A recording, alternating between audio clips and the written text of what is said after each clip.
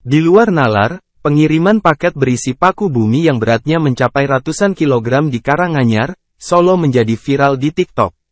Paku bumi tersebut dikirimkan bak paket hingga membuat heboh para kurir. Pengiriman paku bumi tersebut viral di TikTok usai diunggah oleh akun @mustofa23, Minggu, tanggal 6 Agustus tahun 2023. Dalam unggahan tersebut tampak sejumlah pegawai ekspedisi yang kerepotan mengangkat paku bumi dengan panjang sekitar 10 meter dan diameter kurang lebih 45 cm.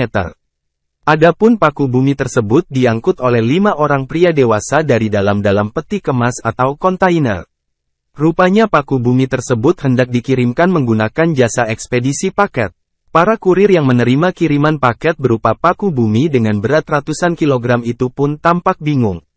Tulung seng jenenge yanto keplah no cah, mosok paku bumi di paket no, tulis pengunggah video. Berat dan ongkos kirim paku bumi yang mencapai ratusan kilogram itu pun membuat warganet ikut pusing.